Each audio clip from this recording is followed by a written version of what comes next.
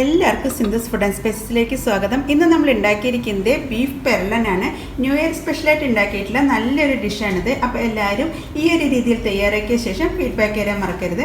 കൂടാതെ നിങ്ങൾ എൻ്റെ ചാനൽ ഇതുവരെ സബ്സ്ക്രൈബ് ചെയ്യാതെയാണ് കാണുന്നതെങ്കിൽ സബ്സ്ക്രൈബ് ചെയ്യാനും ഈ വീഡിയോ ഇഷ്ടപ്പെടുകയാണെങ്കിൽ ലൈക്ക് ചെയ്യാനും കമൻറ്റ് ചെയ്യാനും അതുപോലെ ഫാമിലിക്കും ഫ്രണ്ട്സിനും ഒന്ന് ഷെയർ ചെയ്യാനും മറക്കരുത്. Thank you.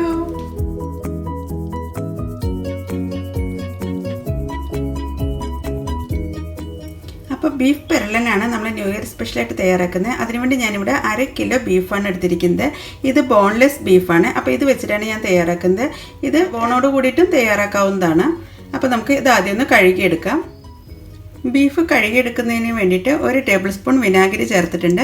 പിന്നെ അല്പം ഉപ്പും കൂടി ചേർത്ത ശേഷമാണ് കഴുകിയെടുക്കുന്നത്. ഒരു 1/2 ടേബിൾ സ്പൂൺ ഉപ്പും കൂടി ഇതിലേക്ക് ചേർത്തിട്ടുണ്ട്. എന്നിട്ട് നന്നായി ഒന്ന് തിരുമിയ ശേഷം 1-2 പ്രാവശ്യം ഒന്ന് കഴുകിയെടുക്കും. ഞാനിത് ബീഫ് 1-2 പ്രാവശ്യം ഒന്ന് കഴുകിയ ശേഷം സ്ട്രെയിൻ ചെയ്യാൻ വെച്ചിട്ടുണ്ട്. ഇനി നമുക്കിതിലേക്ക് വേണ്ട മസാല തയ്യാറാക്കാം. ഞാനിവിടെ ഫ്രഷ് ആയിട്ട് തന്നെയാണ് മസാല ഇപ്പോൾ പൊടിച്ചെടുക്കുന്നത്. അങ്ങനെ മസാല തയ്യാറാക്കാൻ വേണ്ടിയിട്ട് ഞാനൊരു ഇരുമ്പ് ചീനിച്ചട്ടിയാണ് വെച്ചിരിക്കുന്നത്. ഇതിലേക്ക് ഞാൻ ചേർക്കുന്നത് 1 ടേബിൾ സ്പൂൺ കുരുമുളകാണ്. പിന്നെ ചേർക്കുന്നത് 1/4 ടേബിൾ സ്പൂൺ പെരിഞ്ജീരകം. പിന്നെ ചേർക്കുന്നത് 1/2 ടേബിൾ സ്പൂൺ സാദാ ജീരകം ക്യുമിൻ സീഡ്. പിന്നെ ചേർക്കുന്നത് 2 ടേബിൾ സ്പൂൺ മല്ലിയാണ്, 2 ടേബിൾ സ്പൂൺ. പിന്നെ ചേർക്കുന്നത് 4 ഗ്രാമ്പു, 4 ഏലയ്ക്ക, 1 ഇഞ്ച് വലിപ്പമുള്ള പട്ട. പിന്നെ ചേർക്കേണ്ടത് 4 കാശ്മീരി ചില്ലിയാണ്. അപ്പോൾ ആദ്യം നമുക്കിതൊന്ന് റോസ്റ്റ് ചെയ്തെടുക്കാം. അതിനുശേഷം നമുക്ക് ഈ മുളക് ചേർത്താൽ മതി. ഹൈ ഫ്ലെയിമിലിട്ട് ഫ്രൈ ചെയ്യേണ്ട ആവശ്യമില്ല, കാരണം പെട്ടെന്ന് തന്നെ ജീരകമൊക്കെ കരിഞ്ഞു പോവുള്ളൂ. അപ്പോൾ ഒരു മീഡിയം ഫ്ലെയിം തൊട്ട് ലോ ഫ്ലെയിം വരെ ആക്കിയ ശേഷം മതി ഇത് ഫ്രൈ ചെയ്തെടുക്കാൻ. ജീരകമൊക്കെ പൊട്ടി തുടങ്ങുമ്പോൾ നമുക്ക് ഇതിലേക്ക് മുളക് ചേർക്കാം.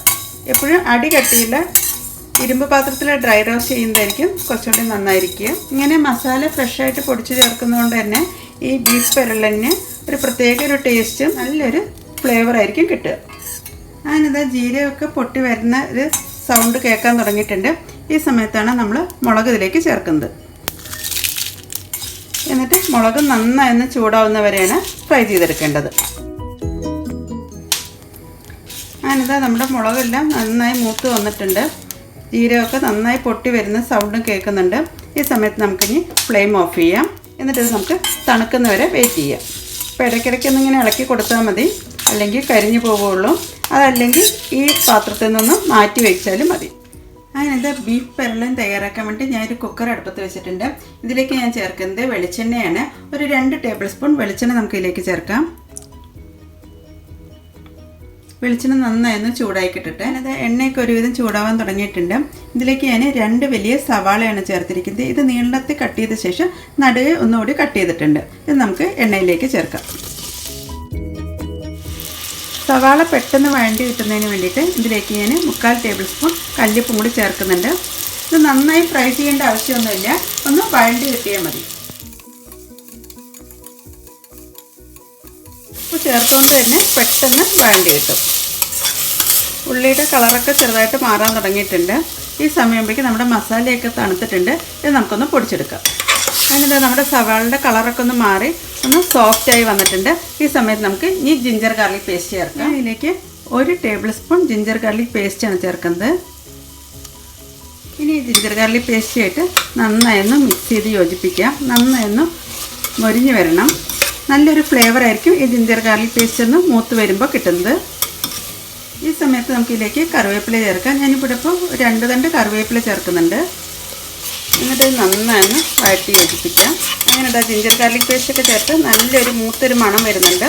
ഈ സമയത്ത് നമുക്കിനി ഫ്ലെയിം ഒന്ന് കുറച്ച് വയ്ക്കാം. ഇനി ഇതിലേക്ക് 1/2 ടീസ്പൂൺ മഞ്ഞൾപ്പൊടിയാണ് ചേർക്കുന്നത്.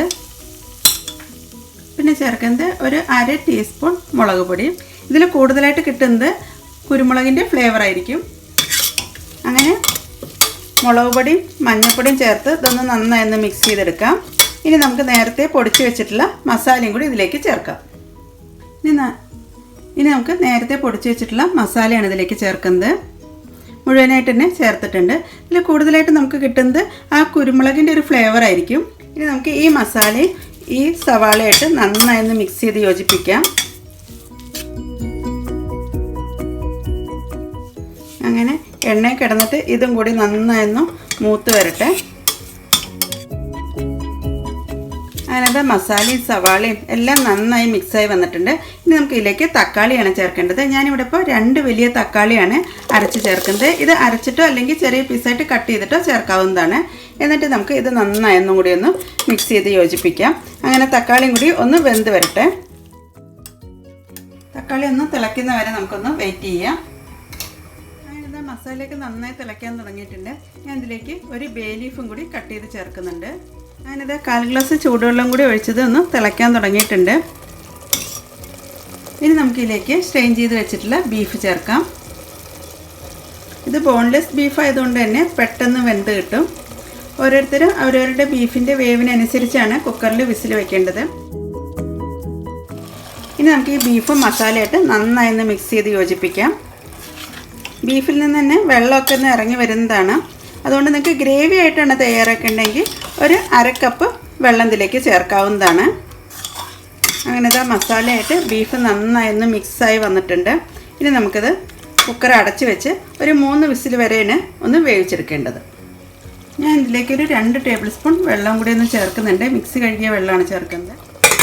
അങ്ങനെ ഞാൻ കുക്കർ അടച്ച് വെച്ച് വെയിറ്റ് ഇടുന്നുണ്ട്. ഒരു മീഡിയം ഫ്ലെയിമിലാണ് ഞാനിപ്പോൾ കുക്ക് ചെയ്തെടുക്കുന്നത്.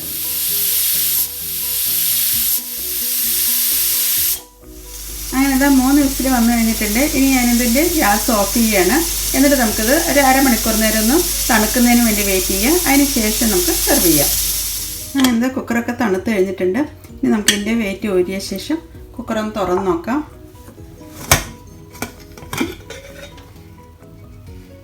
അങ്ങനെ നല്ല ഗ്രേവിയോട് കൂടി തന്നെ വന്നിട്ടുണ്ട്. ഇനി നമുക്ക് ഇതിൻ്റെ ഗ്രേവി ഒന്ന് വറ്റിച്ചെടുക്കാം. ഈ സമയത്ത് നിങ്ങൾക്ക് ഉപ്പൊക്കെ നോക്കാവുന്നതാണെങ്കിൽ ഉപ്പൊക്കെ ചേർത്ത് കൊടുക്കാവുന്നതാണ്. ഇനി നമുക്ക് ഗ്രേവി ഒന്ന് ഫ്ലെയിമിലിട്ടിട്ടാണ് നമുക്ക് ഗ്രേവി ഒന്ന് വറ്റിച്ചെടുക്കേണ്ടത്. ഇനി നമുക്ക് ഇതിലേക്ക് കുറച്ച് ഫ്രഷ് കറി ലീവ്സും കൂടി ചേർക്കാം. അങ്ങനെ ബീഫ് പെരളൻ്റെ ഗ്രേവിയൊക്കെ നന്നായി വറ്റി റെഡിയായി വന്നിട്ടുണ്ട്. ഇനി നമുക്കിതിൻ്റെ ഫ്ലെയിം ഓഫ് ചെയ്യാം. അങ്ങനെ ഞാൻ സെർവ് ഡിഷിലേക്ക് മാറ്റുകയാണ്.